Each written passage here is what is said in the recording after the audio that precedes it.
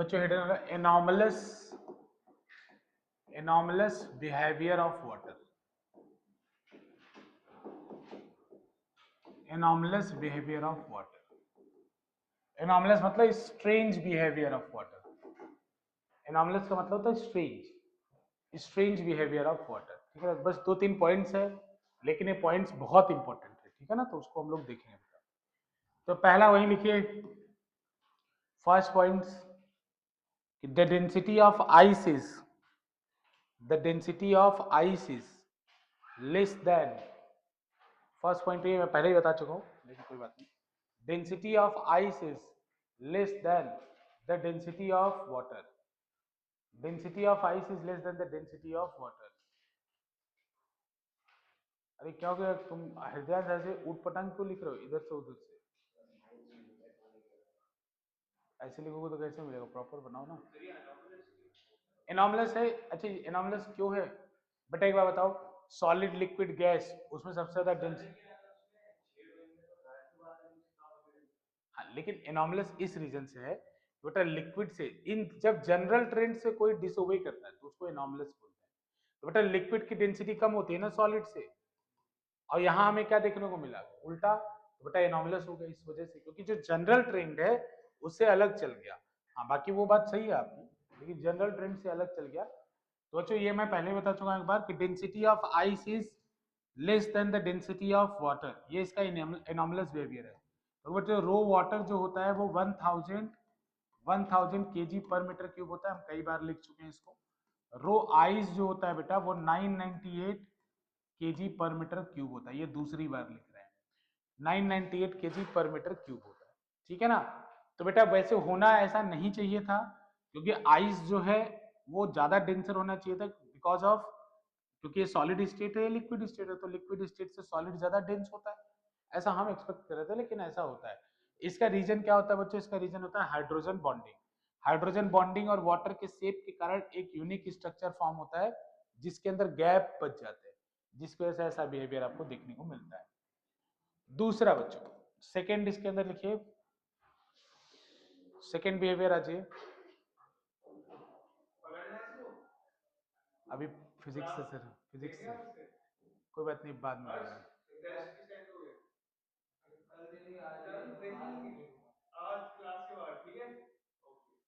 चलो ठीक है। सेकेंड बच्चों, सेकेंड क्या होता है, सेकेंड एनॉमलस बिहेवियर लिखो। Second anomalous behaviour, the density of water is maximum at 4 degree Celsius. The density of ice is less than the density of water, पहला point था। दूसरा पॉइंट लिखो बच्चों, the density of water is the density of water is maximum at 4 degree Celsius. The density of water is maximum at 4 degree Celsius. The density of water is maximum at 4 degree Celsius. The density of water is maximum at 4 degree Celsius. ठीक है बच्चों, the density of water is maximum at 4 degree Celsius. हाँ ऐसा होता है, देखो बताता हूँ। वैसे हाइड्रोजन बॉन्डिंग के कारण ये रीजन होता है, जैसे जैसे आप इंक्रीज करते हैं, जैसे ऐसा स्ट्रेंज रीजन, जैसे हाइड्रोजन बॉन्डिंग ब्रेक होता है और 4 डिग्री सेल्सियस के बाद ट्रांजिशन शुरू होता है। जैसे अगर स्ट्रक्चर में आप देखोगे ना, तो 4 डिग्री सेल्सियस के पहले वाटर के मॉलिक्यूल प्रॉपरली अरेंज होते हैं, चाहे सॉलिड हो चाहे लिक्विड में ही हो, लेकिन 4 डिग्री के बाद लिक्विड वाली रैंडमनेस आ जाती है। ठीक है ना, 4 डिग्री सेल्सियस तक ऐसे।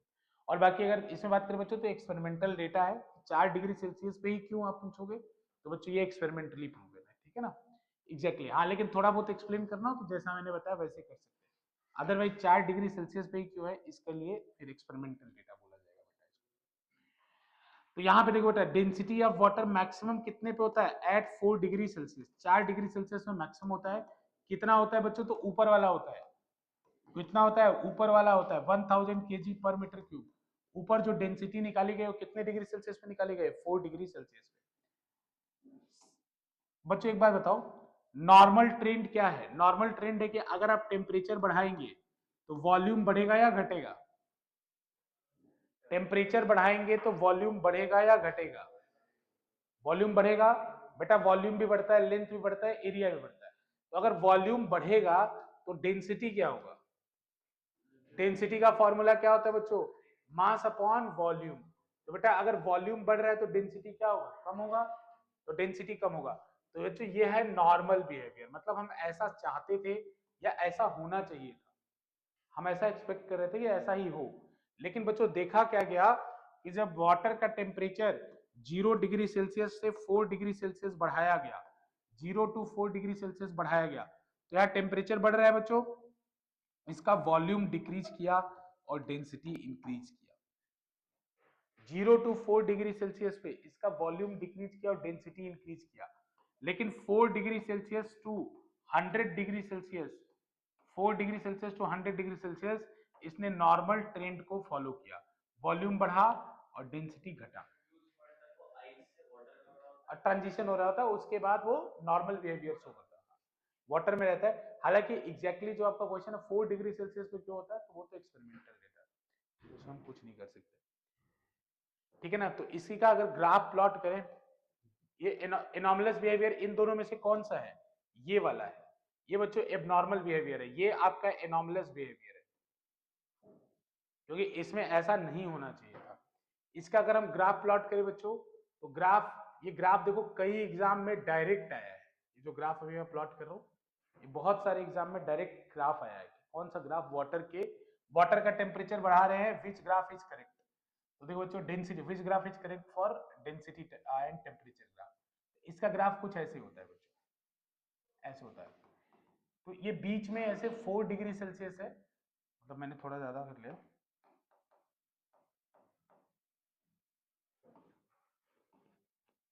शुरू में इंक्रीज करता है, इंक्रीज करने के बाद ये ऐसे नॉर्मल हो जाता है। तो ये जो 4 डिग्री सेल्सियस है, इस पे आपका डेंसिटी क्या होता है, मैक्सिमम, 4 डिग्री सेल्सियस पे डेंसिटी मैक्सिमम होता है। और इसके बाद बेटा अगर ये किसका ग्राफ है, रोटी का, अगर मैं वीटी का ग्राफ प्लॉट करूं, वीटी मतलब वॉल्यूम टेम्परेचर, बेटा ये रो क्या है, डेंसिटी, पता है ना सबको, ये डेंसिटी है, ये वी क्या है, यहाँ पे वॉल्यूम है। अगर मैं वॉल्यूम और टेम्परेचर का ग्राफ ड्रॉ करूं, तो बेटा शुरू शुरू जब देखो डेंसिटी और वॉल्यूम में रिवर्स रिलेशन होगा, क्यों, क्योंकि डेंसिटी कम होगी तो वॉल्यूम क्या होगा, ज्यादा, और अरे फॉर्मूला अभी बच्चों भूलो नहीं, बेसिक्स नहीं भूलो, रो बराबर क्या होता है, एम बाई वी। हाँ तो अगर रो ज्यादा होगा तो वी क्या होगा, कम होगा, और रो कम होगा तो वी क्या होगा, ज्यादा होगा, क्योंकि इनवर्स रिलेशन है। तो बेटा इसका ग्राफ ऐसे आता है, ऐसे, यानी 4 डिग्री सेल्सियस पे पानी का वॉल्यूम सबसे मिनिमम होता है, 4 पे कितना होता है, मिनिमम होता है, और 4 डिग्री सेल्सियस पे डेंसिटी क्या होता है, मैक्सिमम होता है, ठीक है ना, 4 पे मिनिमम और 4 पे मैक्सिमम होता है, ठीक है ना। अब इसी पे क्वेश्चन पूछा जाता है थ्योरेटिकल,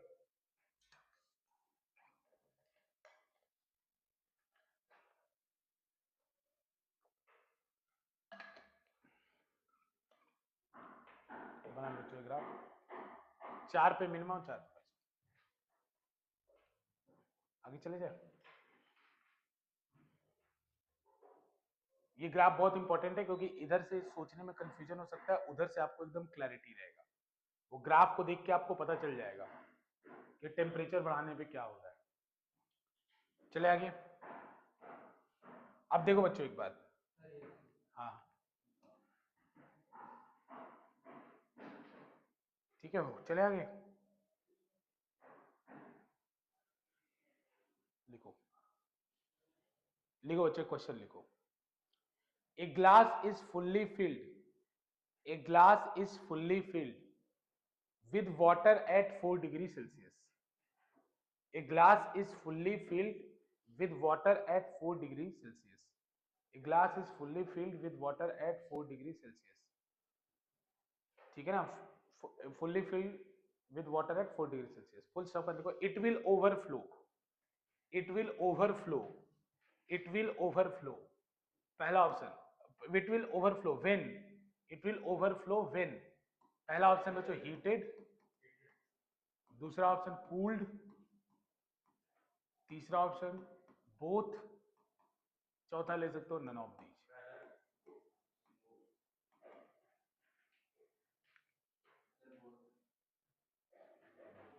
हाँ, हीट करने में फर्स्ट, अभी बिहान बोल रहे हैं दोनों, लेकिन हीट करने पे क्या होगा, अरे समझ लो ना क्या सिचुएशन है, पानी के ग्लास बिल्कुल ऊपर से पानी तक भरा हुआ है और उस पानी का टेम्परेचर 4 पे है, तो क्वेश्चन है कि भाई जब कब ये ओवरफ्लो करेगा, जैसे मैं हीट करूं तो हीट करने पे तो वॉल्यूम बढ़ता ही है, मैं कूल करूं तो पूछा गया है कि हीट करने पे, कूल करने पे या दोनों पे, दोनों पे। अब इसका करेक्ट आंसर इज बोथ, चाहे आप हीट करें चाहे आप कूल करें। रीजन उसका क्या है बच्चों, तो रीजन पीछे है। रीजन पीछे क्या है देखो, तो मैंने अभी बताया था कि 4 डिग्री सेल्सियस पे वॉल्यूम सबसे मिनिमम होता है, मिनिमम होता है ना। तो बेटा चाहे 4 से पीछे जाओ चाहे 4 से आगे जाओ, दोनों ही केस में वॉल्यूम क्या हो रहा है, बढ़ रहा है। यानी दोनों ही केस में ओवरफ्लो होके बहेगा। ये वाटर के लिए है, बाकी सबके लिए अगर होता है नॉर्मल लिक्विड होता तो आपका आंसर क्या होता है, हीटेड। लेकिन वाटर में दोनों में, इसलिए क्वेश्चन काफी मतलब एग्जाम में अपीयर हुआ है, थ्योरेटिकल क्वेश्चन है कि बेटा चाहे आप हीट करें चाहे आप कूल करें, दोनों ही सिचुएशन में वाटर विल ओवरफ्लो। समझ में आ रहा है, दोनों ही सिचुएशन में वाटर विल ओवरफ्लो।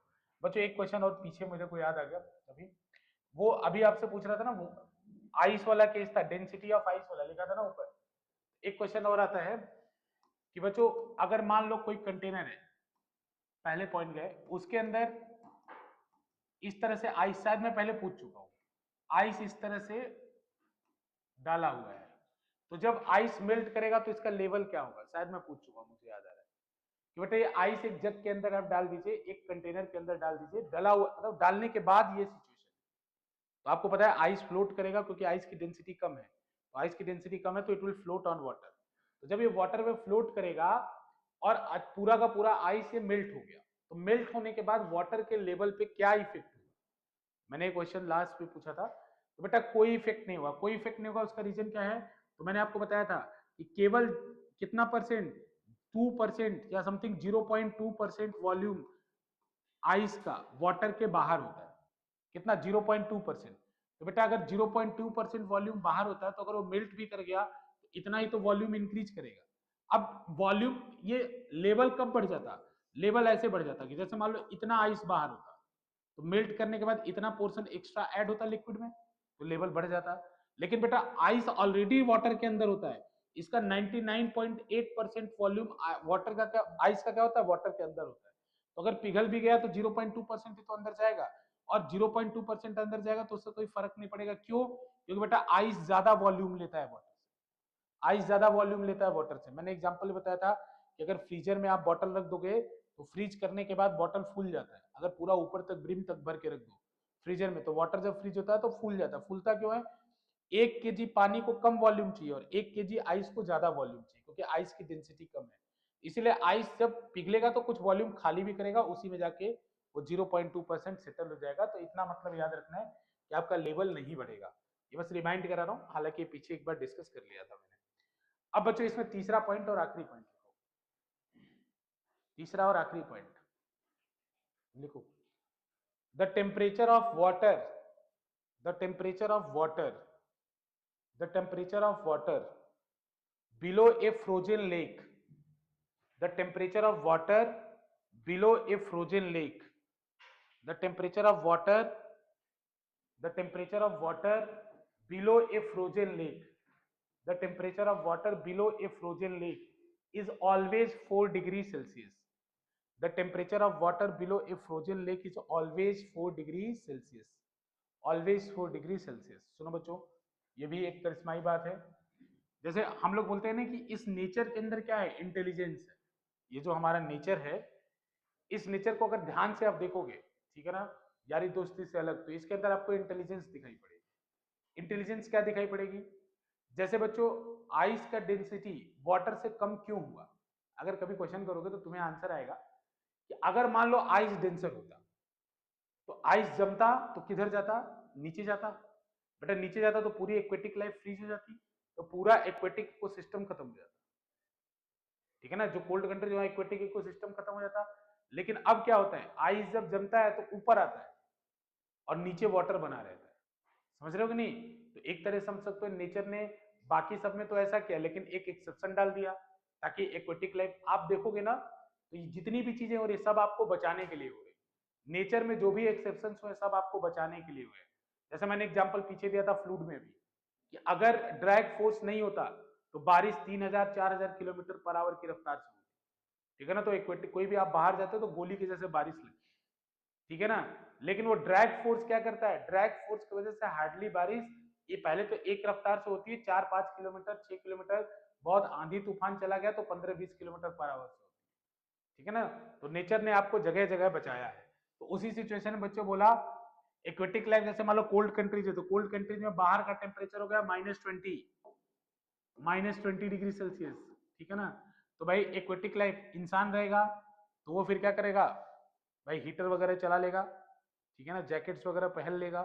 लेकिन एक्वेटिक लाइफ क्या करेंगे, उनके पास तो इतना मतलब है नहीं, तो उनको कौन प्रोटेक्ट करता है, नेचर प्रोटेक्ट करती है। कैसे करती है बच्चों, तो मान लो कोई भी ये लेक है रैंडम सा से, इस लेक के ऊपर क्या हुआ, जैसे ही बाहर का टेम्परेचर कम होना शुरू हुआ, बेटा टेम्परेचर, ये पूरा वाटर है अंदर भरा हुआ, ये पूरा वाटर है, तो बाहर का टेम्परेचर जैसे ही कम होना शुरू हुआ, बेटा तुरंत आइस जमना शुरू होगा, आइस जगह जगह से जमना शुरू होगा, जो आइस जमेगा वो ऊपर डिपॉजिट होता जाएगा, जो भी आइस बनेगा वो ऊपर डिपॉजिट होता जाएगा।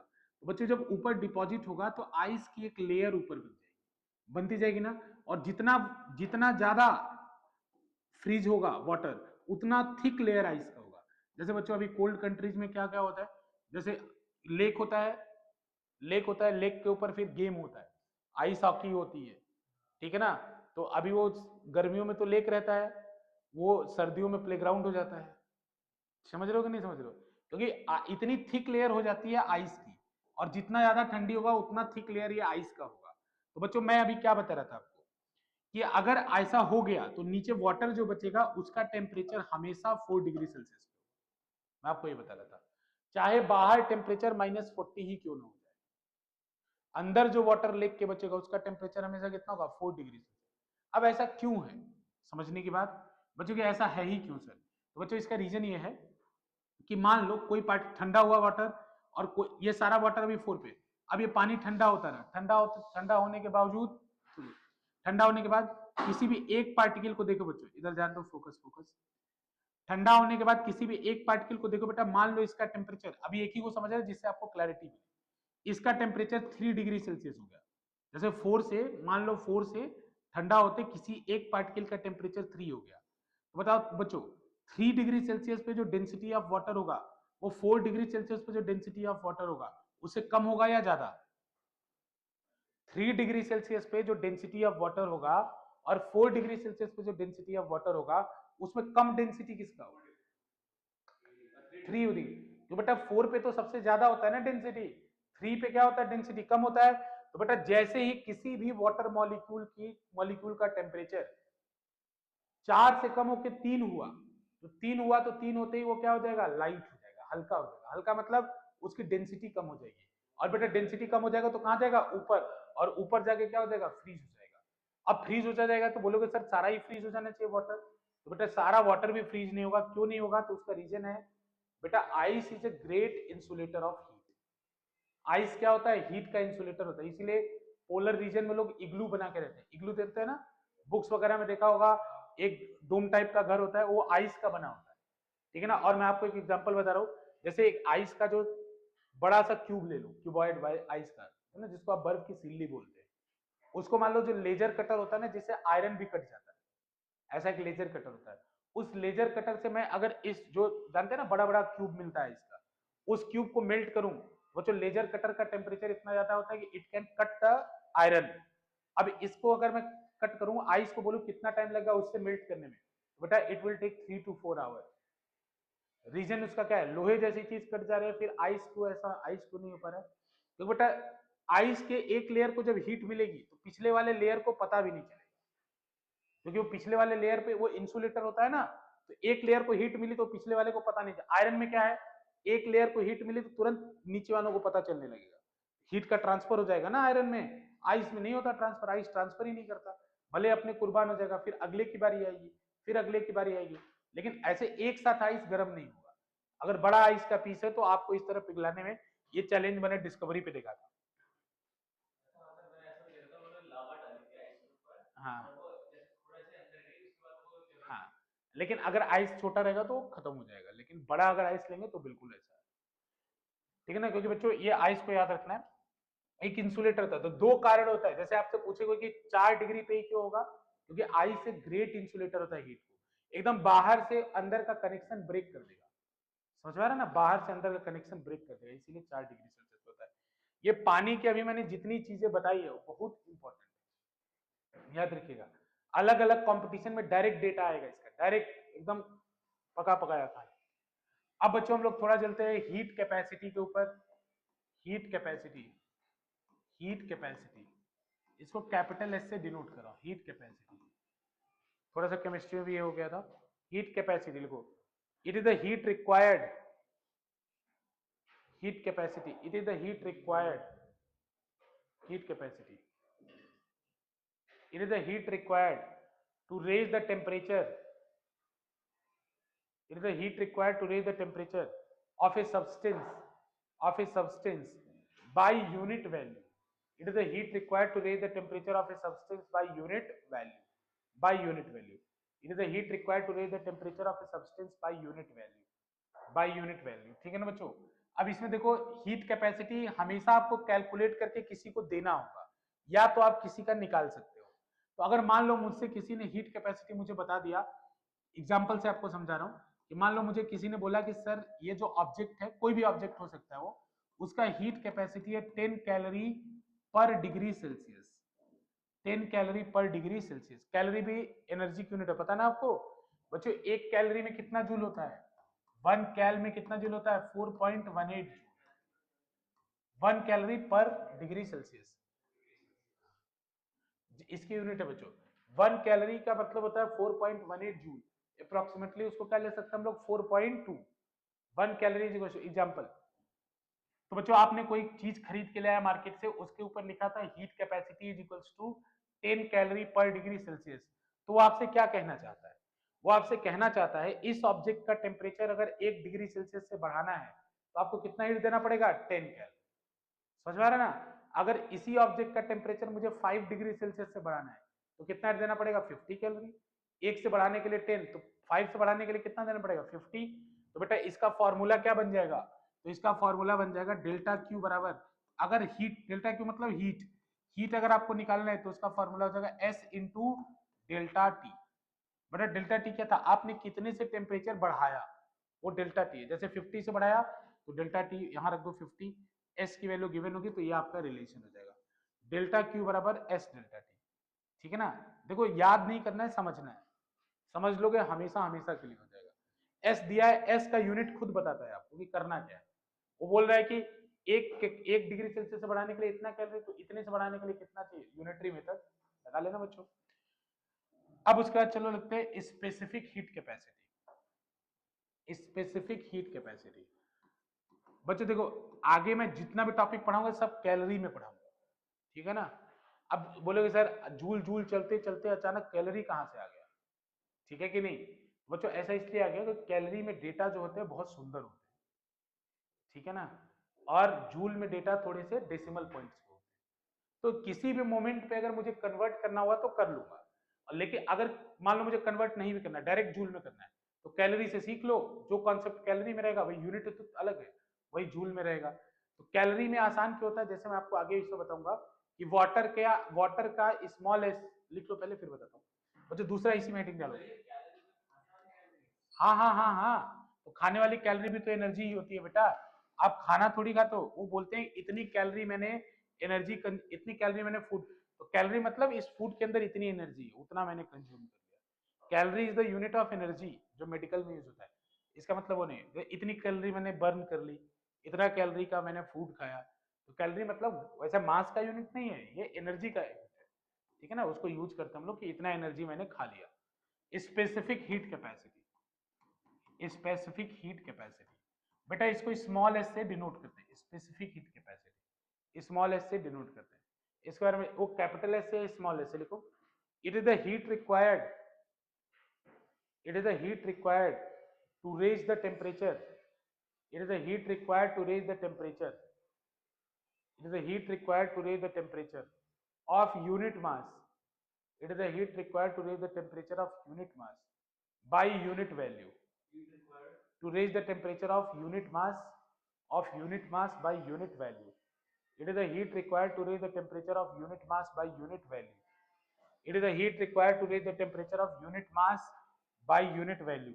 एग्जाम्पल समझ लो बेटा, एग्जाम्पल से समझाता हूं, और ये एग्जाम्पल आपको याद भी रखना है कि वाटर का जो SW होता है, वाटर का जो SW होता है वो होता है 1 कैलोरी पर ग्राम पर डिग्री सेल्सियस। देखो बेटा, अगर कैलोरी की जगह जूल लिखता तो क्या होता, 4.18 ग्राम पर डिग्री सेल्सियस।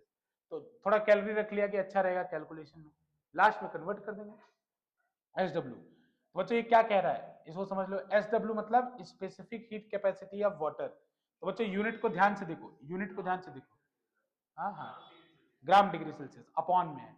तो बेटा ये बोलता है कि 1 ग्राम वाटर का, कितने का, 1 ग्राम वाटर का, 1 ग्राम वाटर का 1 डिग्री सेल्सियस टेम्परेचर बढ़ाने के लिए आपको कितना हीट चाहिए, 1 कैलोरी। 1 ग्राम वाटर का 1 डिग्री सेल्सियस से टेम्परेचर बढ़ाने के लिए कितना हीट चाहिए, 1 कैलोरी। तो बता एक बार बताओ, 5 ग्राम वाटर का, 5 ग्राम वाटर का 1 डिग्री सेल्सियस से टेम्परेचर बढ़ाने के लिए कितना हीट चाहिए, 5 कैलोरी। तो 5 ग्राम वाटर का 1 डिग्री सेल्सियस से टेम्परेचर बढ़ाने के लिए 5 चाहिए। तो 5 ग्राम वाटर का 10 डिग्री सेल्सियस से टेम्परेचर बढ़ाने के लिए कितना चाहिए, 50। बात समझ में आ रहा है ना। देखो, जिस बच्चे को ये यूनिट देख के समझ में आता है उसको कोई फॉर्मूला पढ़ने की जरूरत नहीं, उसको डायरेक्ट पता है। बोल रहा है कि पर ग्राम मतलब वाटर का 1 ग्राम है और 1 डिग्री सेल्सियस से उसका टेम्परेचर बढ़ा है, तो हीट कितना चाहिए, 1 कैलोरी। तो 10 ग्राम के लिए या 5 ग्राम के लिए कितना चाहिए, तो मल्टीप्लाई कर देगा। फिर अगर उससे ज्यादा के लिए चाहिए तो फिर मल्टीप्लाई कर देगा। तो बच्चों यहां से फॉर्मूला क्या बनता है, यहां से फॉर्मूला बनता है डेल्टा क्यू इक्वल टू, बच्चों एस में पहले एम से मल्टीप्लाई किया तो फॉर्मूला बनता है एम इंटू एस, और बाद में जितने से बढ़ाया उससे मल्टीप्लाई किया इंटू डेल्टा टी। यही एक फेमस फॉर्मूला डेल्टा क्यू बराबर एम एस डेल्टा टी बनता है। डेल्टा क्यू बराबर एम एस डेल्टा टी। बच्चों क्यू क्या है, हीट। क्यू क्या है पता ना, चेंज इन हीट है बेसिकली, कि कितना हीट आप दे रहे हैं, कितना हीट आप दे रहे हैं। तो डेल्टा क्यू बराबर M S delta T. Thermo में बिल्कुल बिल्कुल same to same, same to same. Chemistry भाई यहाँ तक तो थर्मोडाइनमिक्स में केमिस्ट्री में ही सेम टू सेम चीज चलती है। थर्मोडाइनमिक्स में capital C small C denote किया था, यहाँ पे कैपिटल एस स्मॉल एस, बाकी कोई दिक्कत नहीं, सेम चीज है। बच्चों एक डेटा, ये वाटर का जो डेटा है ये आपको याद रखना है बच्चों, कि वाटर का SW होता है 1 कैलोरी पर ग्राम पर डिग्री सेल्सियस, ये आपको याद रखना है। वाटर का और भी डेटा बता रहा हूँ, S ice equal to S steam. देखो एनसीईआरटी वगैरह में तो दे सकता है, लेकिन हो सकता है बड़े कंपटीशन में ना दे, ठीक है ना, कोई भी कंपटीशन 10+2 के बाद दो तो उसमें ना दे, इसीलिए आपको याद रखना है SW। ये S आइस और S स्टीम का कितना होता है, तो 1/2 कैलोरी पर ग्राम पर डिग्री सेल्सियस। बेटा इनका होता है 1/2 कैलोरी पर ग्राम पर डिग्री सेल्सियस। ये 3 डेटा है, वाटर का टोटल 5 डेटा बताएंगे जिसमें से 3 बता चुका। 3 कैसे हुए, एक ये और एक ये, तो दोनों का इक्वल है लेकिन डेटा तो है। स्पेसिफिक हीट कैपेसिटी का मतलब बेटा यूनिट मास का यूनिट टेम्परेचर से टेम्परेचर बढ़ा, यूनिट मास का यूनिट वैल्यू से टेम्परेचर बढ़ाने के लिए कितना हीट देना पड़ेगा।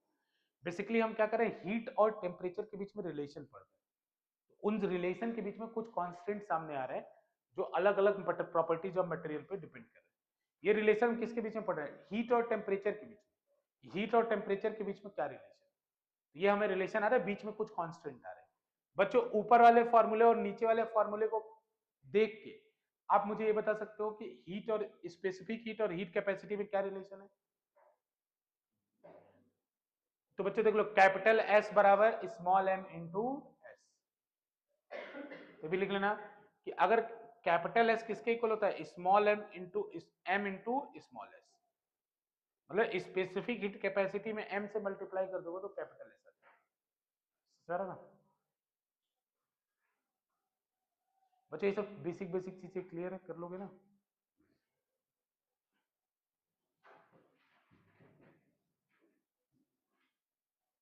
आओ एक क्वेश्चन करते हैं, गीजर, ठीक है ना, गीजर पता है अब तो आ गया सीजन, आज ही यूज कर लिया होगा कितने लोगों ने, आज तो मौसम हो गया हो ऐसा यूज करने वाला है ना? नहीं करा, अच्छी बात है, थोड़ा दिन रेजिस्ट करो। हो गया, लिख लिया ना। अब सुने एक क्वेश्चन करते हैं बच्चों, मान लो गीजर के अंदर 5 लीटर का गीजर ले लेते, भाई 5 लीटर का गीजर ले लेते, तो 5 लीटर के गीजर के अंदर टैंक से पानी आ रहा था, ठीक है ना। तो टैंक से पानी, बच्चों 5 litre of water is also equal to 5 kg। Water का 5 लीटर 5 kg के बराबर होता है, क्यों, क्योंकि वाटर की डेंसिटी होती है 1 kg पर लीटर। बच्चों क्या सबका 1 लीटर 1 kg के बराबर होता है? तो नहीं होता है, मैं पहले ही बता चुका हूँ। लेकिन वाटर का 1 लीटर 1 kg के बराबर होता है। तो बच्चों मान लो अभी ये न्यूमेरिकल बोला कि 5 लीटर वाटर है, अभी जैसे गीजर के अंदर एंट्री किया है 5 लीटर वाटर, और मान लो अभी के लिए नहीं और ठंडी के लिए कैलकुलेट करते हैं। तो टैंक का जो टंकी में पानी होगा उसका टेम्परेचर कितना होगा? जैसे मान लो बहुत ठंडी पड़ रही है, 10 डिग्री सेल्सियस ले लेते हैं, कि टैंक के अंदर जो पानी होगा कितना होगा? 10 डिग्री सेल्सियस। तो टैंक से पाइप के थ्रू होता हुआ गीजर के अंदर पानी आया। अब इस गीजर से मुझे गीजर के अंदर पानी को हीट करना है, हीट करके इसको फिर टेम्परेचर बढ़ा के 5 लीटर वाटर का मुझे 60 डिग्री सेल्सियस, 5 लीटर वाटर है 60 डिग्री सेल्सियस करना है। अब बोलोगे 60 डिग्री सेल्सियस, देखो अगर डायरेक्ट 60 से नहाओगे तो स्किन बर्न हो जाएगा, लेकिन अभी हम इसमें मिक्स भी तो करते हैं ना बकेट के अंदर, तो मिक्स कर रहे हैं उसके बाद की बात है, ठीक है ना। अब हालांकि अब होता है कि ऐसे ऑटोमेटिक भी होता है, अगर हाईटेक सिस्टम में चले जाओगे तो टेम्परेचर मेंटेन कर दोगे तो दोनों फॉसेट से वो कंट्रोल कर लेता है, ठीक है ना, वो अलग ही एक सब्जेक्ट है। लेकिन अगर हम मैनुअली मिक्स कर रहे हैं तो इसका टेम्परेचर 60 रख ले, 10 लीटर वाटर और मिक्स कर देंगे। तो बच्चों देखो, मान लो कि आपके गीजर का जो पावर है, गीजर का जो पावर है बेटा, वो कितना पावर कंज्यूम कर रहा है? तो ऑन एन एवरेज 5 किलोवाट है, तो मैं मान लो ये 2 किलोवाट आवर, 2 किलोवाट इसका क्या है? पावर है। पावर सब लोग को पता है क्या होता है? इसका पावर कितना है बच्चों? 2 किलोवाट, 2 किलोवाट। तो बच्चों find the time taken, find the time taken in above process, find the time taken in above process. ऊपर वाले प्रोसेस में मतलब यहां टेम्परेचर बढ़ाने में कितना टाइम लगेगा? Find the time taken in above process. देखो थोड़ा फिजिक्स घर में बता रहा हूं, घर में फिजिक्स लग रही है, बेकार ही होता है फिजिक्स का स्टूडेंट होना, टीचर होना, हर जगह फिजिक्स ही दिखती है। देख रहे हो अभी पिछले क्लास में तो बताया था बाई मेटालिक रिले, वो भी तो गीजर के अंदर ही थी। देखो बच्चों कैसे करोगे, तो पहले तुम ये देख लो कि इसमें कितना हीट चाहिए, देख सकते हो। पहले डेल्टा क्यू निकालो, चलो सोल्यूशन भी साथ साथ में करता हूं। डेल्टा क्यू निकालो, डेल्टा क्यू कितना चाहिए? तो फॉर्मूला पढ़ा है ना एम एस डेल्टा टी। बेटा वाटर का टेम्परेचर बढ़ाना है, फॉर्मूला क्या होता है? M S delta T. M की वैल्यू कितनी है? 5 केजी। 5 केजी मतलब कितना? 5000 ग्राम। अरे ग्राम क्यों कर रहा हूं पता है ना, क्योंकि हमारे एस की वैल्यू ग्राम में पता है। एस की वैल्यू कितनी है बेटा? 1। बेटा केजी में था, मुझे ग्राम में करना था क्योंकि फॉर्मूले में हमें एस ग्राम में पता था। एस की वैल्यू मुझे ग्राम में 1 पता थी। इंटू डेल्टा टी, टेम्परेचर कितने से बढ़ाया गया है? 50 से। अरे इसमें किसी को डाउट है क्या? 50 से कैसे बढ़ाया गया?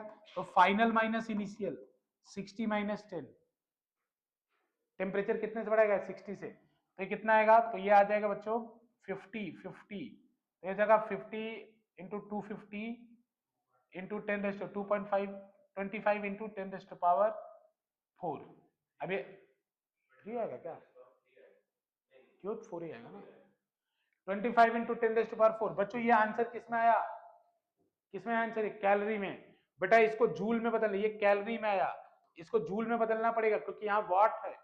वाट किसका यूनिट है? जूल का। तो जूल के लिए क्या करोगे? 25 इंटू 10⁻⁴ इंटू 4.18 होता है, 4.2 ले लो, तो इसको 4.2 ले रहा हूँ, ले लिया। तो बच्चों जो भी है कैलकुलेट मत करो, मत करो कैलकुलेट।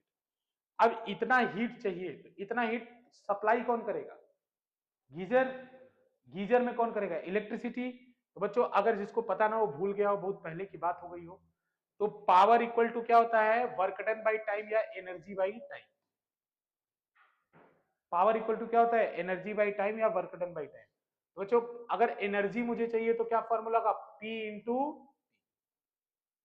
तो बच्चों यहां मैं फॉर्मूला लगाऊंगा delta Q is equals to P into T.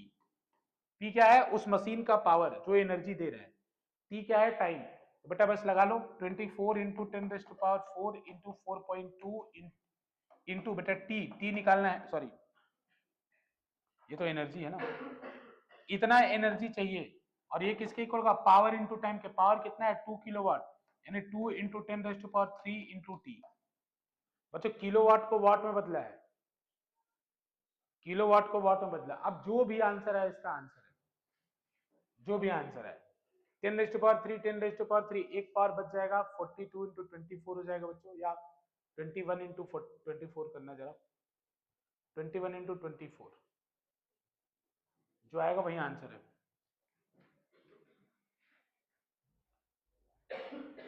10⁻³ cancel हो जाएगा, 2 से 2 कैंसिल होगा, 24 इंटू 21 4 आ जाएगा, 2 आ जाएगा, 504, ठीक है बेटा 504 आ जाएगा, ठीक। तो t की वैल्यू कितनी आ जाएगी बच्चों, 504 सेकेंड्स, कितने आएगी 504 सेकेंड, बेटा 60 से डिवाइड करना कितना आएगा,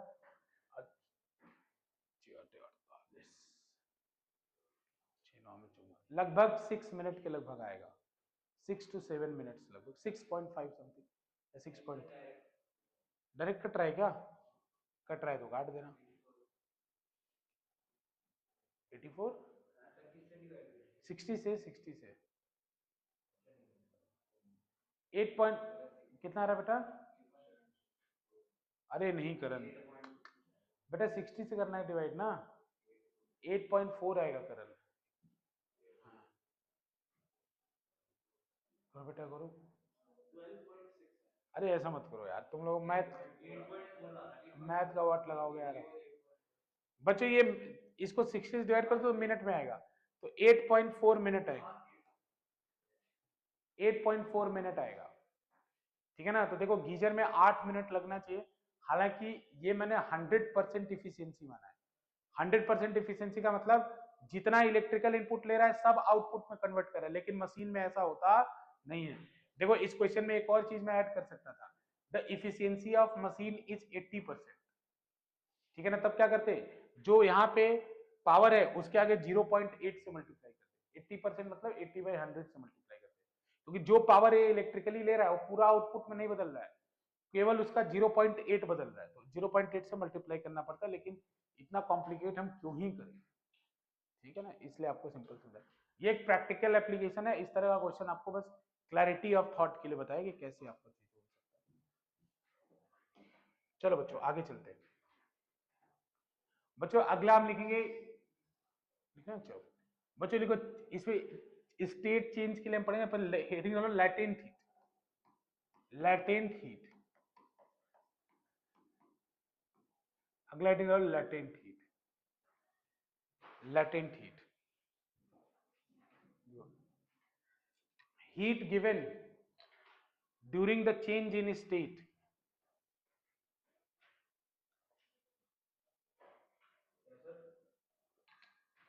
heat given during the change in state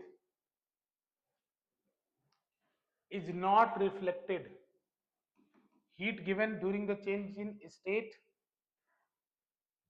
is not reflected, is not reflected, is not reflected in temperature या in increase of temperature, is not reflected in increase of temperature, heat given during the change of state is not reflected in increase of temperature, is not reflected in increase of temperature as it is utilized, as it is utilized, as it is utilized to break the bond, as it is utilized to break the intermolecular intermolecular intermolecular bond या intermolecular bond बोल सकते हो, चलो मतलब मुद्दे की बात समझना बेसिकली, इंटरमोलिकुलर बॉन्ड या इंटरमोलिकुलर फोर्स,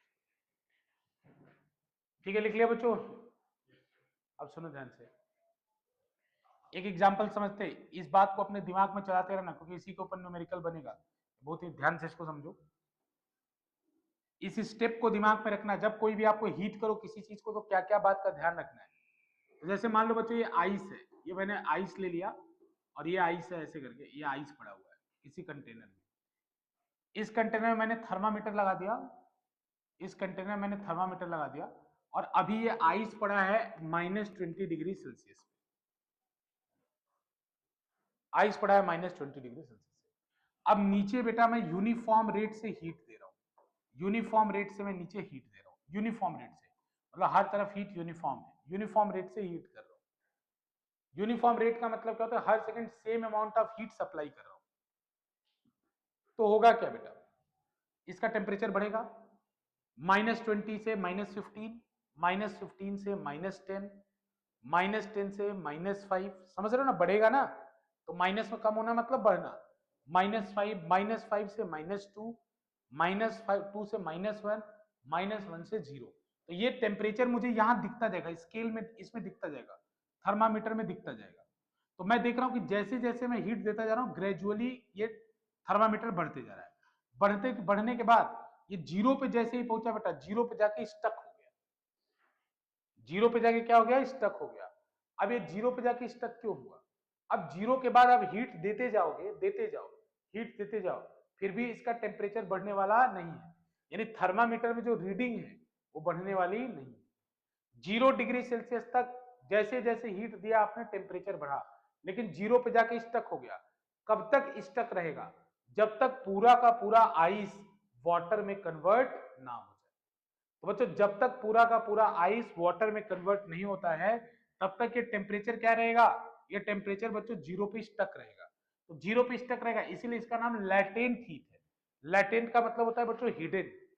लैटेंट का मतलब क्या होता है? हिडन।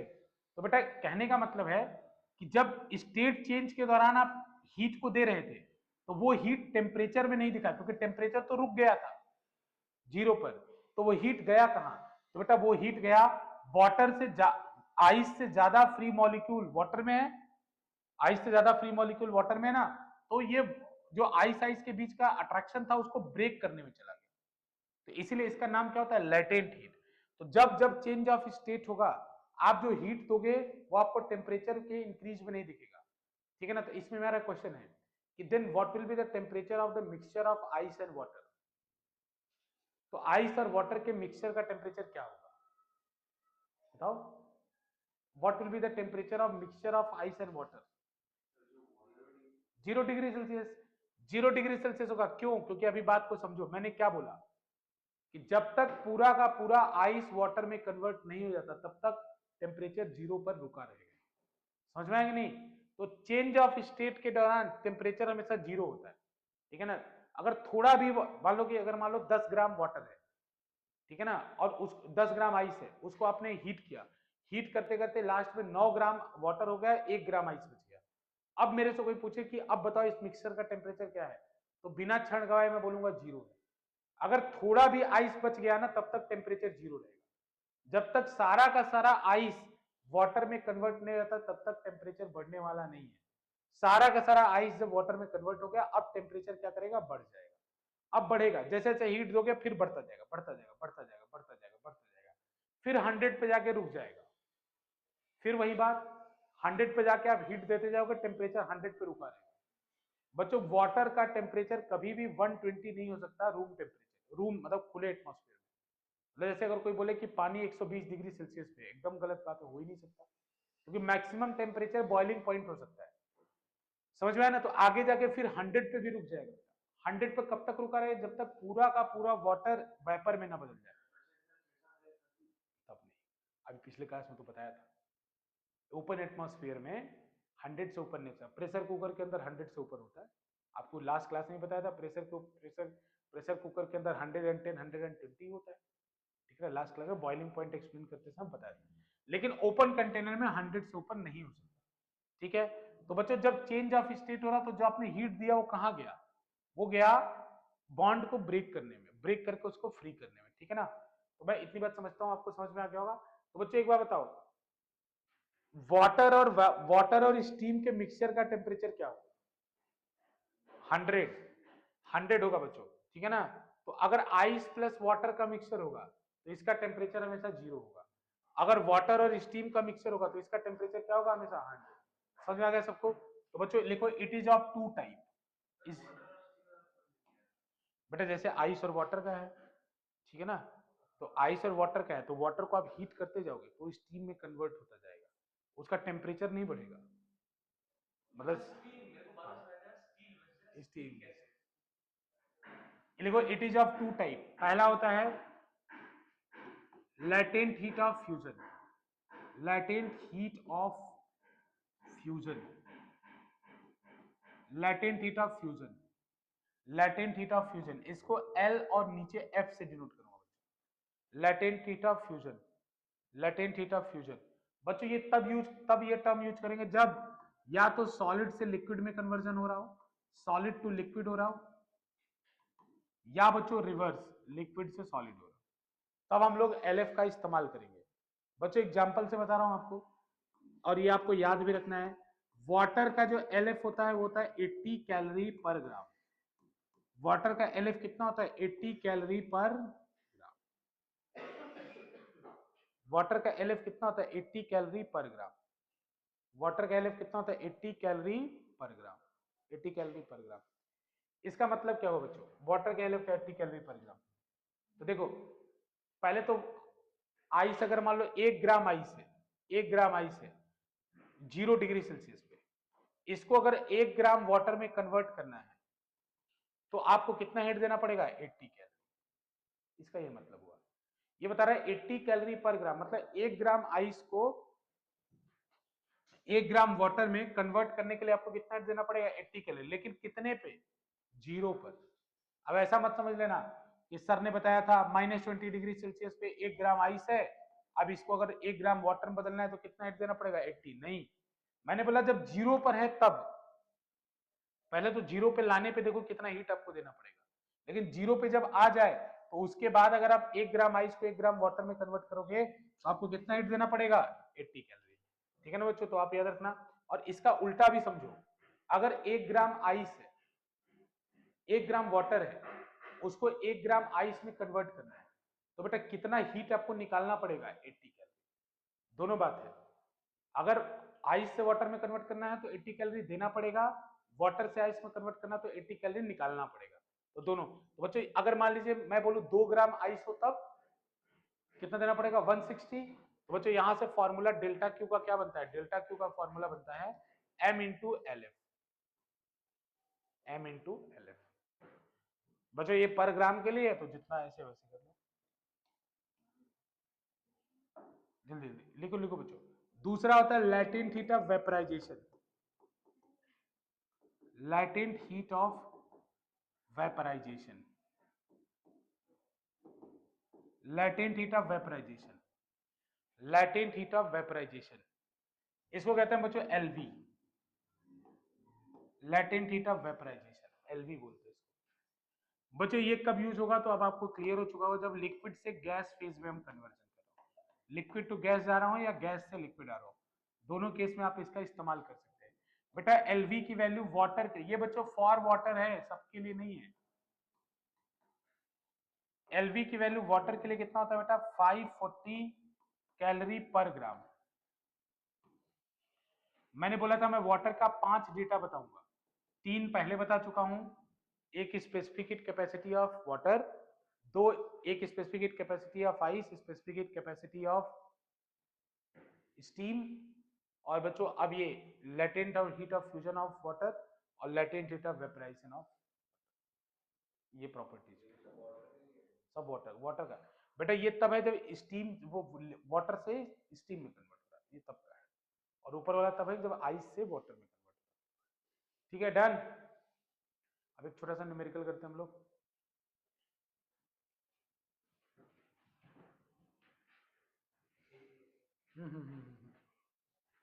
जल्दी कर लो, एक छोटा सा न्यूमेरिकल हो गया ना। देखो बच्चों क्वेश्चन ऐसा है कि मान लो -20 डिग्री सेल्सियस पे, -20 डिग्री सेल्सियस पे 1 ग्राम आइस है। ठीक है, इसको बच्चों कन्वर्ट करना है हमें 50 डिग्री सेल्सियस, हीट करना है basically 50 degree Celsius 1 gram water. तो बच्चों फाइंड डेल्टा क्यू, आपको डेल्टा क्यू बताना है। Find delta Q, find delta Q मतलब कितना हीट लगेगा, कितना हीट आपको देना पड़ेगा वो निकालो। फाइंड डेल्टा क्यू, ठीक है ना।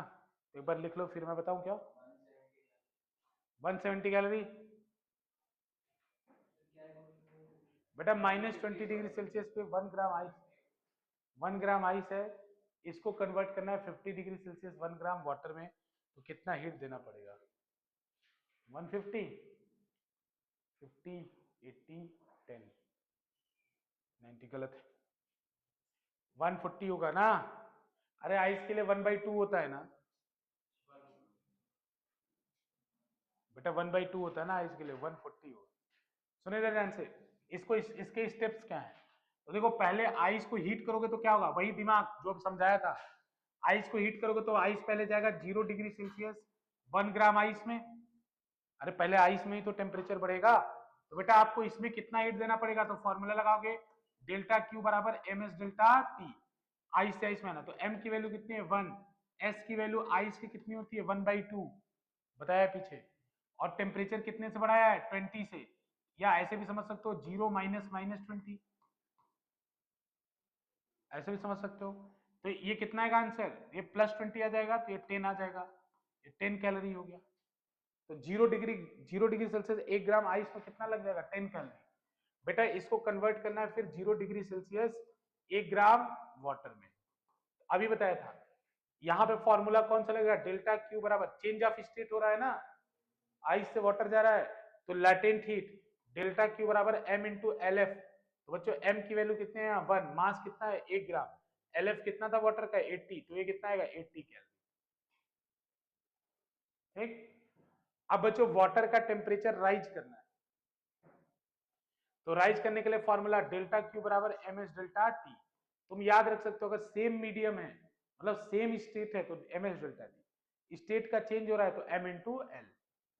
तो बच्चों डेल्टा क्यू बराबर एम एस डेल्टा टी, तो एम की वैल्यू 1 है, एस की वैल्यू वाटर है क्योंकि तो 1 है, टेम्परेचर कितने से बढ़ाना है तो 0 से 50 करना है, तो इंटू 50। तो बेटा ये कितना जाएगा 50 कैलोरी, ठीक है ना। अब टोटल हीट जोड़ लो, तो हाँ तो 10 प्लस 80 प्लस 50 यानी 140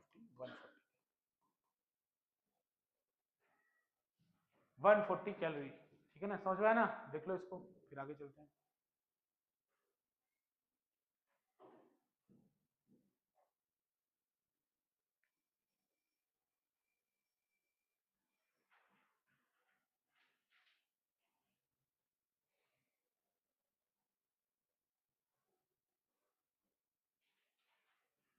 ठीक है बेटा,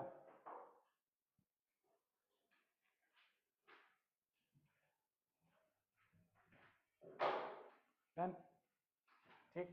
सुनो एक बात, अब इसके आगे आप लेके जाओ, इसके आगे आप लेके जाओ 50 डिग्री सेल्सियस 1 ग्राम वाटर से, 50 डिग्री सेल्सियस 1 ग्राम वाटर से 120 डिग्री सेल्सियस 1 ग्राम स्टीम बनाओ।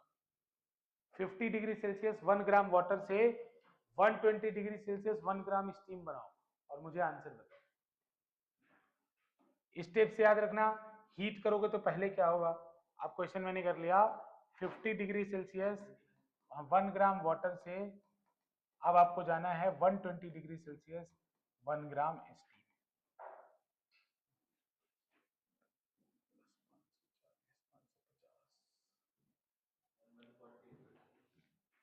140 होगा क्या बेटा, बेटा यहाँ पे एलवी कितना है 540, वो एलएफ मत यूज कर दो क्योंकि यहाँ तो एलवी यूज होगा ना। अब बताओ कितना होगा,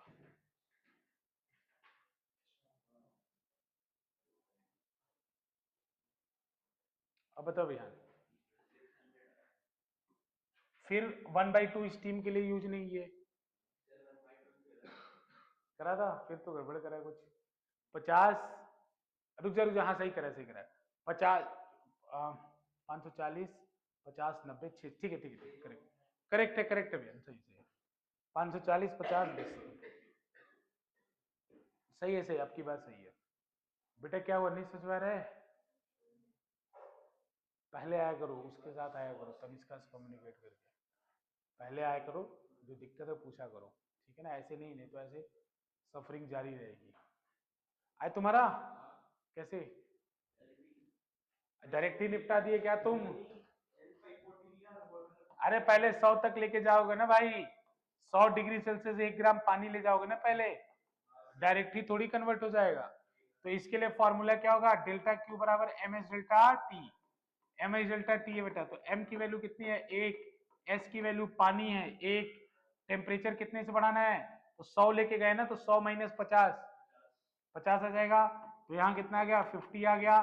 50 से बेटा आप क्या करोगे, 100 ग्राम वाटर है, हीट करोगे 100 ग्राम, 100 डिग्री सेल्सियस पे 1 ग्राम स्टीम बनेगा। तो बच्चों यहां फॉर्मूला लगेगा delta Q equal to M into L V, M into L we.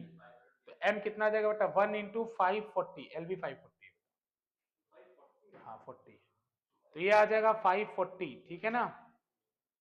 अब बेटा 540 से फिर हीट करना है, तो देखो स्टीम से स्टीम में जा रहे हैं, फिर फॉर्मूला क्या लगेगा डेल्टा क्यू बराबर एम एस डेल्टा टी। बेटा एम एस डेल्टा टी लगेगा 1 इंटू इसका एस 1/2 होता है, और हाँ बेटा एलवी, एलवी डेटा चेक करो, पीछे बताया एलवी, वाटर का एलवी बताया है 1/2, टेम्परेचर बढ़ाया 100 से 120, तो 20 से बढ़ाया तो कितना आएगा 10 आएगा। अब सब जोड़ दो 550 और 5, तो टोटल डेल्टा क्यू की टोटल कितना आ जाएगा, टोटल आ जाएगा 600 कैलोरी। अब चाहो तो शुरू से लास्ट तक दे सकता था टाइम पास करने के लिए, कि मतलब शुरू करो आइस से, खत्म करो गैस पे, घर पे टाइम पास कर लेना, घर पे टाइम ही टाइम बचता है तुम्हारे पास, ठीक है ना। तो करके आना, एक बता दे रहा हूँ, घर से टाइम पास करके आना। लो 2 ग्राम आइस है एट -30 डिग्री सेल्सियस, ठीक है, इसको कन्वर्ट करके आना 2 gram steam at 110 degree Celsius, total heat बता देना 110 डिग्री। तो पहले क्या करोगे, जीरो आइस ले जाओगे, अरे तुम थोड़ा प्रैक्टिस कर लोगे ना, सब वर्बली होता है यार ये सब, मुझे पता है कि जीरो आइस ले जाने में कितना लगेगा, जीरो आइस, जीरो आइस के बाद फिर जीरो वाटर, जीरो वाटर से फिर 100 वाटर, फिर 100 वाटर से 100 स्टीम, फिर 100 स्टीम से 110 स्टीम, इतना प्रोसेस होगा। आंसर बता दू, आंसर आएगा इसका 30, 160, 30 आ गया, 160 आ गया, 30 और 160 190, 190 और 100, 190 और 200, 190 200, 390, 390 और 1080, तो 390 तो हो गया 13, 9 8 17, ठीक है ना, 1080 और 390, तो जीरो गया 7, 1470, 1470 और 10, 1480, आंसर आएगा 1480, 1480 इधर, हाँ वाटर लिक्विड में है, 1480 रहेगा, होमवर्क करके आना, होमवर्क आंसर इज, इसका आंसर है 1480, आंसर इज 1480 कैलोरी, चेक कर लेना, हाँ 1480,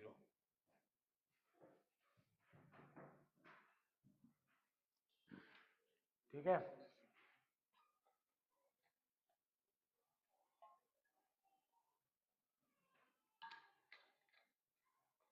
अब देखो बच्चों इस चैप्टर में एक टॉपिक हुआ करता था कैलोरीमेट्री, हालांकि बहुत बेसिक अभी भी है सिलेबस में, लेकिन जो ढंग की कैलोरीमेट्री होती थी ना जिसमें वॉट लग जाता था, वो हटा दिया है, जो ढंग की है, हाँ आपकी आपकी वाली वॉट ही नहीं लगता था, किलो वॉट लग जाता था, समझ रहे हो ना, आपकी वाली किलो वॉट, तो वो वाला टॉपिक अभी कट कर दिया, ठीक है ना। जैसे अभी क्या करते हो, अभी देखो आप नॉर्मल नॉर्मल पढ़ रहे हो, अब जैसे नेक्स्ट क्लास में आपको मिक्सिंग बताएंगे कि वाटर का वाटर मिक्सिंग कर दिया फाइनल टेम्परेचर, अब फिर उसके बाद होता है मिक्सिंग विद स्टेट चेंज, जो सिलेबस में नहीं है, कि आइस को वाटर में बदल दिया, वाटर को आइस में बदल, बहुत थोड़ा है, जैसे आप में होगा तो ऐसा होगा कि इतने ग्राम इतने को चेंज किया तो फाइनल टेम्परेचर बताओ, ये बाकी कॉम्प्लिकेटेड वाला नहीं हुआ, एनसीईआरटी में छोटा सा क्वेश्चन, बाकी उसका कॉम्प्लिकेटेड वर्जन है, तो वो आपको छोड़ देना, मतलब वो हम कराएंगे नेक्स्ट क्लास में, लेकिन बेसिक बेसिक आपको चीजें आएंगी। फिर हमारे पास बच जाएगा मोड ऑफ हीट ट्रांसफर, थोड़ा सा बड़ा चैप्टर है, मोड ऑफ हीट ट्रांसफर के अंदर भी कुछ चीजें हैं, थोड़ा हमें डिटेल में पढ़ना है। फिर हमारा शुरू हो जाएगा थर्मोडायनेमिक्स वापस से, आपके और फिजिक्स का थर्मोडायनेमिक्स, हाँ 1480 आ गया ना। अब फिजिक्स का थर्मोडायनेमिक्स, फिजिक्स का थर्मोडायनेमिक्स केमिस्ट्री से आसान है, क्योंकि एंट्रोपी वाला पूरा पोर्शन फिजिक्स में नहीं होता है, फिजिक्स में उसकी जगह इंजन आ जाता है, फिजिक्स में उसकी जगह इंजन, जानते हो ना, ये diesel engine, steam engine, physics में उसकी जगह रेफ्रिजरेटर आता है, फ्रिज कैसे काम करता है, इंजन कैसे काम करता है, फिजिक्स दूसरी तरफ चला जाता है वहीं से, फिर हमारे पास बच जाएगा एक चैप्टर केटीजी, तो मैं केटीजी सबसे लास्ट में कराऊंगा। उसके बाद डायरेक्ट मैं स्टार्ट करूंगा एसएचएम, एसएचएम के बाद वेव। हाँ, ऑसिलेशन, एसएचएम मतलब ऑसिलेशन फिर वेव। मैं लास्ट में केटीजी इसलिए कराऊंगा, उसका वेटेज कम है और वो चैप्टर मतलब टाइम वेस्ट करने का उसमें जरूरत नहीं, लास्ट में मैं समझा दूंगा जल्दी से। तो जल्दी जल्दी थोड़ा चलेंगे, ड्यूरेशन बढ़ा के पावर प्ले मोड में करेंगे पढ़ाई। ठीक है बच्चों, तो अभी नेक्स्ट क्लास केमिस्ट्री की उधर होगी, अभी बाकी आज के लिए इतना ही रहने दो। किसके? हाँ हाँ कर लेंगे कर लेंगे। हाँ हाँ कर लेंगे।